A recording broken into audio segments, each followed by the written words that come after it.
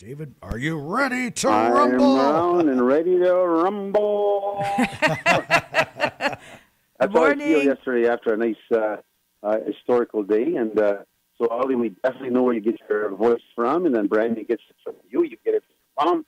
And the doc, of course, is always there. So great song. Really great partnership with you, Stu. Thank you. They really help you hear what they say.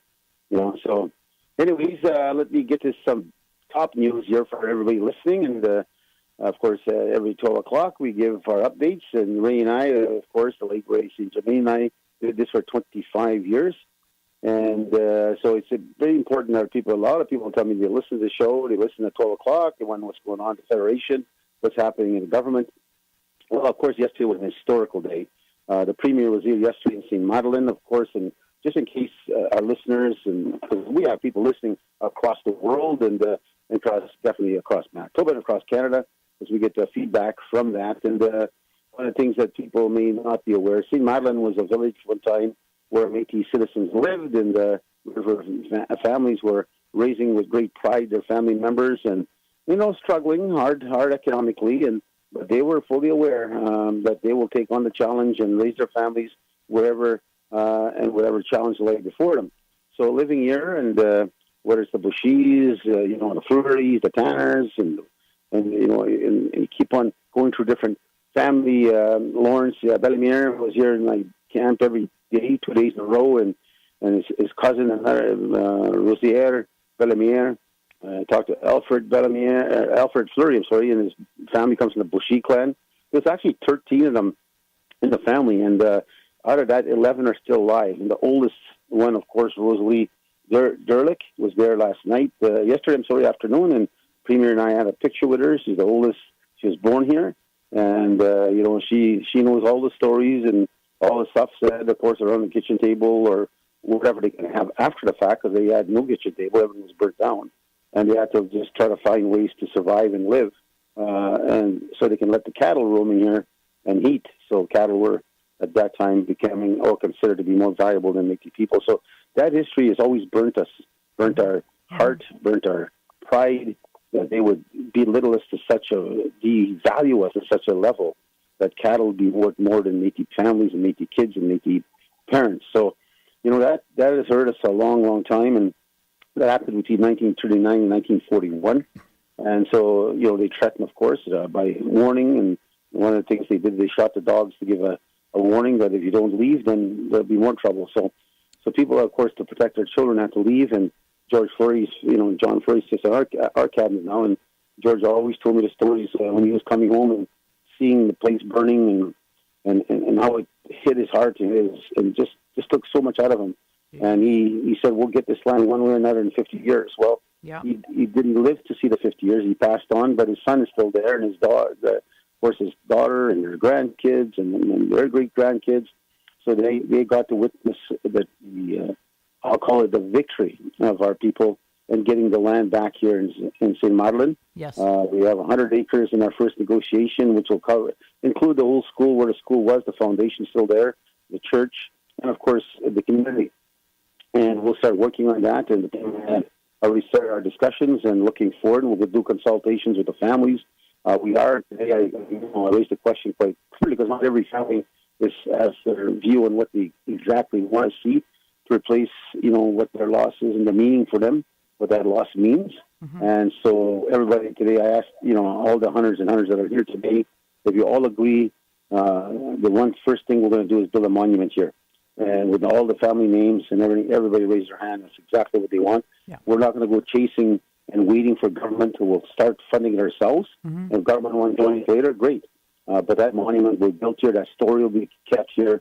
And that will always remain as part of the history of this country. And don't forget, the listeners out there, in 1939, World War II started. And Peltiers and others from here also left and went out there. And they were able to go and fight for a country that really despised them, you ask me, and treated them, as I said, less than animals. Mm-hmm. And so they still went overseas to fight for even people they did not know. And a lot of them, of course, didn't come home. And when they did come home, their racism and discrimination immediately hit them, along with the First Nations they paid a heavy price like we did, even though we're, like a Tommy Prince, one of the most regarded, decorated soldiers, brave soldiers. Yeah. And look at how they were treated upon their return. They were of no value after they used them. Mm-hmm. So clearly, again, it's been a trying time for us and a hard time, and this is very special to us. Mm-hmm. I really want to take the Premier coming here all the way here, personally, to speak to the people. Yes. And he was, I tell you, oh, man, he was like some massive celebrity. Yes, And, I know. He had a nice people were three-piece just suit on. running to get pictures with him. The kids were running to take pictures with him. Mm-hmm. And lo and behold, I'm still famous too, because they all came running to me too. So but it was good. It was actually so good to see, and we took so many pictures with so many family members, kids, and elders, and it was so priceless.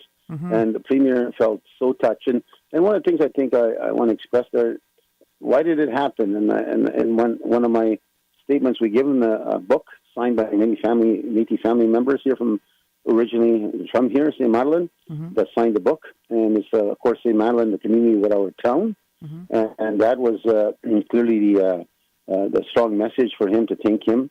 And we also give him a buffalo head, of course, well carved, and I think they meet the artist for that. Mm-hmm. And he truly appreciated it. He was lifting it up in the air and showcasing it to his cabinet ministers. Bernadette, of course, the Minister of Housing and Homelessness, Bernadette Smith was here. And, of course, we had Renee, and she's a minister also, I think, of education. So she was here. And, of course, there was just a whack of different people from all over. And they're rolling in. One came all the way from Colorado, United States, because originally their family came from here, and she now lives in Colorado. Oh. She said, I had to be here. I had to see it with my own eyes, hear it with my own ears, that this is finally happening. That's something. And, my parents must be smiling upon us. My grandparents must be smiling upon us. She said, some made ready for Métis citizens that moved to Kenora and came all the way here. No. They said, we got to see this. We can't believe that land is finally given back to our people, and we have to be part of it. And so they drove here because their family originates from St. Madeleine too. So, but that just gives you a scope of how important this was to so many families. It wasn't about the money, because this land is really of little value. It's a rough-looking land, Mm-hmm. and that's why I think our people live here, because the river's not far from here. The hunting was great here, so they had gardens and so forth, and they lived here, and that's why they built a school and a church, because this was their home. Mm-hmm. So this land here, as I said, although it may not be of great value, it is priceless to us. Right. And so that was what was so important, I think, yesterday. And that's the part I think that resonates with me strongly, that Rob Cano, being Indigenous First Nation Premier ever, and we have, of course, had a Métis Premier who created the province, and then we have a First Nation Premier now, which is a massive sign that times are changing. Right. But is it because he understood us better? I know we had some discussions with Heather Stephenson. I will thank her for that. There was good discussions happening with her, because I kept on pushing and pushing to her to understand. But, of course, the bureaucracy takes forever to do anything, and whether they would agree or not, we'll never know. But we do know this, that this Premier made a promise to our Assembly that one way or hell or high water, when he becomes Premier, this thing is going to happen. So he made this entire system change, that this was a priority for his government, a priority for his promise, and I said it touched the hearts of thousands of people. And so it's so touchful to me. I had a hard time. We did some interviews, and I almost started shedding tears, because it hurt so much, and it means so much now. Yeah. It took us so long to get here, from 1939 to 1941. Now you do the math, you're talking 80-something years. And so, we waited over half a century for this guy to come. And so he's here. He's not a Messiah. I'm not saying, if you're listening, well, I'm not telling you you're a Messiah. But I'm just telling you that clearly you are a man of your word. You did exactly what you promised, that this would come back to us. And it resonates so well with the citizens. And I want to thank, of course, the Chief of Gambler, also, the Chief Ledoux. Dave Ledoux was here, and, I will work with him, and we'll support each other. This is a good sign of a message to all chiefs in Manitoba, and in our leadership, our cabinet, president. We will work together. And same thing with Norrie House. I supported them recently, and we're going to potentially work on some business ventures together. So all the chiefs out there, some may think we have lesser rights than them. It's unfortunate, but sometimes people have different advisors or giving them the wrong information, because the rights of the Métis are no lesser than the rights of First Nation. But we do support the future of where First Nations want to go. That's why I was so pleased to see Chief Ledoux here, signing as a witness. and again, expressing some of the key issues that Gambler feels. Gambler also buries their loved ones here. The reserve of Gambler still buries their loved ones because they're interconnected. They're so close together, interrelated in many ways. And Gambler still, their loved ones want to be buried in that St. Madeleine Church, which we're going to make it very beautiful. Nice. There's a cross coming in right now by Jerome Armand. He's got here his horses, a little cart. They're putting a brand new cross into the cemetery, and there'll be, of course, a big prayers tomorrow. Anybody nearby listening, want to come for a quick drive tomorrow, or even today, you want to see talent, you come today. I thought I was listening to some radio last night. They were so damn talented on the stage. And people were asking me, is that from the stage or is that taped? I said, no, that's our singers. Our good Métis artists sing, man. So it was really good. Fiddle was going full blast. And then they even had a movie, a big giant TV screen for kids to watch a movie. So it was just an exciting time yesterday. Today's, of course, great events happening. I'm again going to hopefully carry the trophy out of here. I lost last year, to be honest with you, but the year before I won and the year before I won that. So a cribbage tournament, I'm still one of the best in my mind anyway. Yeah. So we'll see what happens, and I take on all challengers. There's a lot of people that actually, crib is something that's part of our culture now, I think. So a lot of people really want to put their name in. There's horseshoes and tournament, kids' games, and the list goes on. And then, of course, the big bingo on Sunday. How can a Métis event like this culture event go without a bingo, right? So there's a $1,000, five of them going out in blackouts tomorrow. And then, of course, regular games throughout, but there's 5,000, 1,000 blackouts going out tomorrow. So I'm looking forward to seeing that. And, of course, there's a bannock baking. I'm still thinking, well, should I enter that or not? Because I've been practicing a little bit. And Grandma Shirley, I think her name is, Shirley, out in Saskatchewan, she has that TikTok. And where she bakes bannock. Oh, I watched that. You ever watch it? Yeah, she teaches you how to make bannock. And I used her recipe. My mom was very good. I actually didn't like my mom's bannock that much, but she won many championships because she has soft bannock. Okay. And my sister Nancy was passed too. She had hard bannock in the bottom. That was my favorite. Oh. So my mom knew my position. My mom was still a champion. She won year after year after year in the bannock. But for those, I guess, that like soft bannock. So I make my bannock hard in the bottom, so I can make toast and jam, and so I'll take them on here. I don't know. Maybe we'll see. We'll see what I do this afternoon.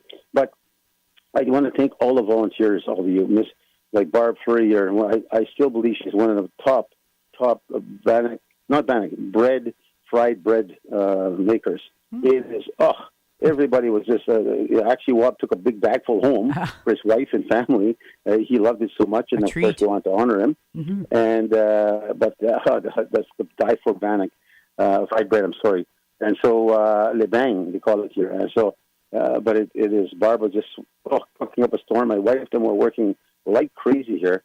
And so is all the volunteers. Vice President jumped in, or, everybody is doing their share. Other leaders, staff persons, and Kat, the lazy thing, didn't do nothing. She walked around here just with a camera. But aside from that, well, you need a camera. Everybody was working hard. Huh? You need a camera to capture all the memories. That's all she did is walk around with a camera. Everybody else was cooking. So, or cutting or cleaning, and everybody chipped in. We had moose meat, fried with gravy. Smorg. It was, I'm telling you, the elders that popped by yesterday, they just remember the old traditional days, Yeah. So today we're going to try and have some fried deer meat and elk that PJ Fleming bought. We'll try that, and of course, elders are looking forward to it. And then, of course, we have our own. I think would you call them cooking carts that come in here? Food trucks. Oh, they're food out trucks. there too. That are cooking some of the best burgers and fries. Oh, awesome. And so people are entitled to that. Now, time, of course, is going to limit myself in a sense. I got 15 minutes left. Okay. 14. And now I hope people have read the story regarding the brand new towers that were purchased downtown. Oh. And, of course, the Métis economic engine is moving forward. And just for people to understand, why is David Chartrand buying these towers? Why is he doing that as the president? Well, he's looking to the future. And as I've always done since I've been president, I've always looked towards the future to develop a place where we will find ourselves one day where no matter who becomes the prime minister of this country, the premier of this province, that we will not need anyone but ourselves. That we can economically, if we've always been business people, right from the days we were created as a people. We've always been hardworking, and we've found ways to provide for ourselves and to take care of ourselves. We had no choice. Nobody really wanted to ever give us anything. So still to this day, it's the same thing. So what I'm trying to prepare now is the future, because I'm 64. My time will come. If I run one more time, it'll probably be my last time after this one. And the next generation, I want to make sure they have a hell of a head start. I want to make sure that our people can always count on the Métis government. We will have funds to help them when the trying times come along. And for example, like the First Family program, like that's one proud program that I believe we created in our government, and that's, of course, Mr. Goodall. We have 1,038 family members that bought their homes. We're having a celebration, I believe, next Tuesday or Thursday, in one of the family houses that bought the 1,000 family that bought their house in Winnipeg. And so we're going to have a ribbon-cutting ceremony, and I got to thank all those families that have keep on working so hard to own a home, maintain their home, and, of course, looking forward to leaving behind a head start for their kids. So that is such a powerful thing, and that's just some of the stuff we're doing, of course. And by the way, just good news, I want to thank Warren Peltier is sitting beside me here. Not that I'm saying it because he's sitting beside me, because the work that they're doing right now on the economic side, and, of course, Minister Chartrand from Northwest. We now own Rapid City Memorial. Just for people listening out there, the Métis government has now bought, of course, where your funeral headstones come from. We now own that, and of course, that business is going to continue to expand and develop. And eventually, we're looking towards a funeral home in the near future. And as I said, we're in our second pharmacy is now open in Dauphin. I want to thank, of course, our team, Lauren and, of course, Francis and the rest of her team. But I also want to express true gratitude to a lot of the First Nation chiefs who've approached me and said, look, we're going to support your pharmacy if you open it there, because I know you support us, and which is true. So we're looking forward to seeing First Nations come to our, and Métis come to ours, not just our Métis pharmacies, for it's a business. Absolutely. And we want to hold the best service we can, and making sure that our customers are happy. So I'm looking forward to that pharmacy getting a bunch of new clients and coming and supporting Indigenous. Supporting Indigenous is going to be so important. That's what my motto is, and I believe that strongly. As I said, I'm expecting some new partnerships. I just met with Rosa and at a Saturday chief of Norway House. Like there's different ways we could venture together from a business side and look at the impact we could make for our citizens and give them a better situation at home. So again, that is such a important aspect, and if only we can just get over that. I know there's some, people heard that I've been laid a potential charge. I use the word potential because their charge should never have happened. We've negotiated with the provincial government for some time now, and with the new government, we just carried on our previous negotiations with the previous NDP government in the past, where we concluded, without question, Cranberry Portage and the surrounding area is, with any question, even from anybody out there, whether it's Indigenous or not Indigenous, he can prove without doubt.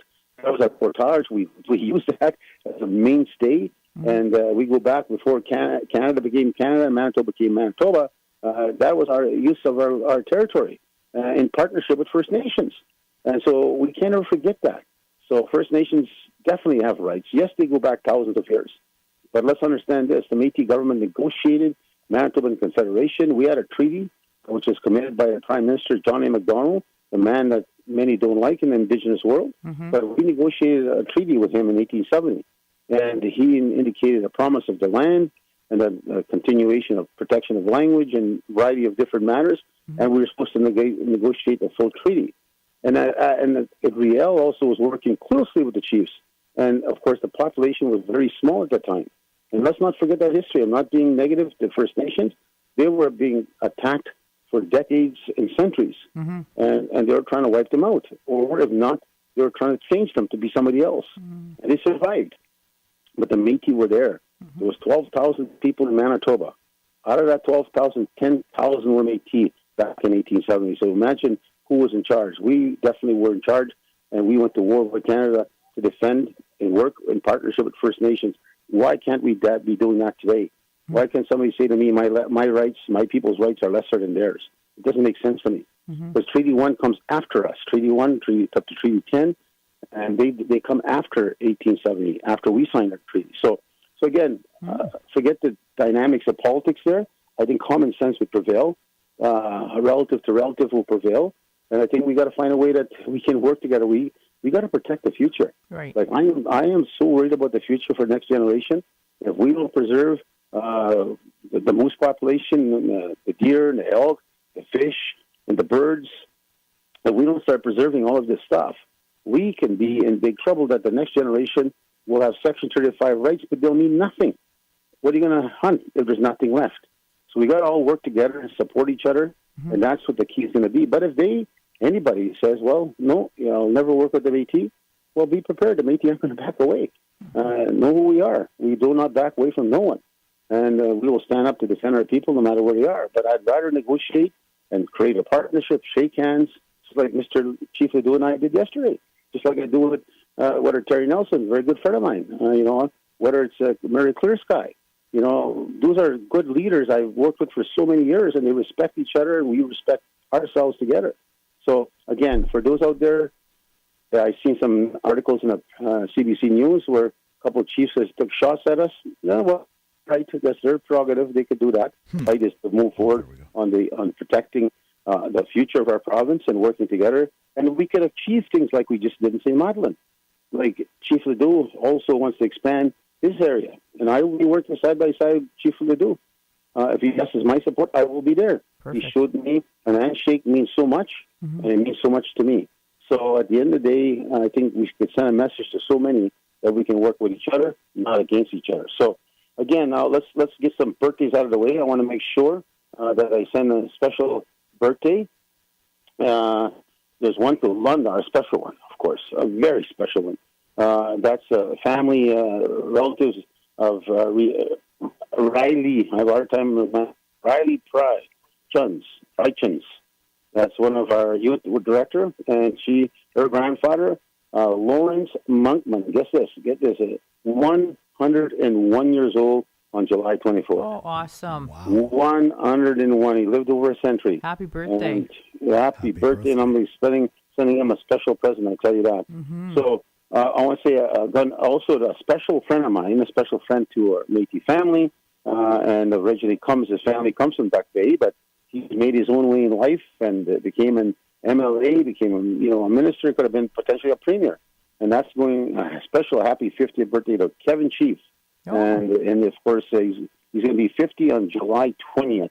50 years old, still a kid. He's young. You better respect me as an elder. He's young, yeah. But happy birthday, Kevin. Big kudos to you. Happy birthday. And happy 50th birthday going to Jason Lapine. Oh. That's, of course, the famous Lapine family, the Fiddlers, Lapine's son, who's celebrating his birthday Thursday, July 25th. I'm not sure if Jason's playing. I think he's playing here. And happy 50th birthday to Sally Church. She's on her way, I think, to Winnipeg, and she's on her way to, I think it's Eastern Canada. She's going to represent the Friendship Center of Swan River, and so her birthday is July 21st, and of course that's Bobby Church, and the wife, and beautiful wife of his that he takes good care of. So Bobby, and happy birthday to your wife again, her 60th birthday. So again, I want to close off with there's something they're trying to show me here that I can't read. Oh yes, okay, that's a closure after. But I want to say this again to all our people listening everywhere. One thing for the Métis and for all of us Indigenous people, we've got to understand we can never give up. We have dreams and aspirations, and we have to correct history too. So we need to work together. But for the Métis, I'm talking to my citizens now that are listening, and to our youth out there, the next generation needs to be ready for what is going to come their way. We're going to continue to build the federation government to be the biggest and strongest government anywhere in this country, and we're on our way completely there. And in fact, in many ways, we are already. But I want to make sure that the future is ready for the next generation. I want to continue to see the high graduation rates that are coming. There's lots graduating out of university. I think Minister Ledoux said there was over 680 graduates last year for universities and colleges from our citizens, and that's a good number. And we're still seeing a lot coming from K-12. And we had a great meeting. Next week, I want to report on a meeting that happened, the first cabinet meeting historically, and since I've been president, between government to government. I met with Wab Kinew, his 6 ministers, and our 6 ministers met regarding different subject areas. But that I'll report next Saturday, and because it was a very, very powerful meeting and a good strategy moving forward between our government and the present government of the Manitoba. And I want to ask prayers to be sent if you can. All our elders, listeners, and people that send out prayers, send them out to Linda McKenzie, please. That's my late brother's first wife. They did part ways. They were friends throughout. And my niece, Tammy, passed away yesterday morning at 9:10.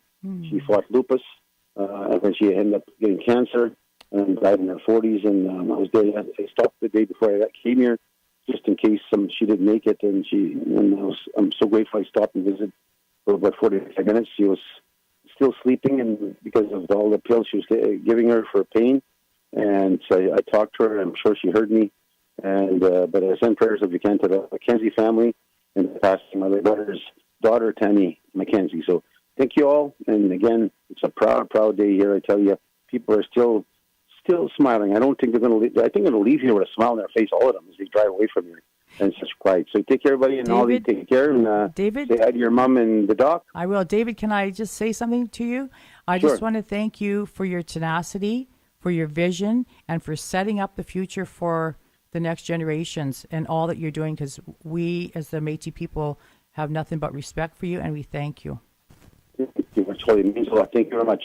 Okay, guys, take care, everybody. You'll be proud to be Métis. You believe in yourself. You believe in Métis. And to all the First Nations out there, and those in federal institutions, I'll keep on for sure. We get them in provincial jails and women that are in jails. You know, we'll wait for you. Come find us, and we'll make sure we try to help you and get a head start, because sometimes your head start was taken from you. So take care, everybody. Okay, bye. Enjoy. Thank you. Bye-bye.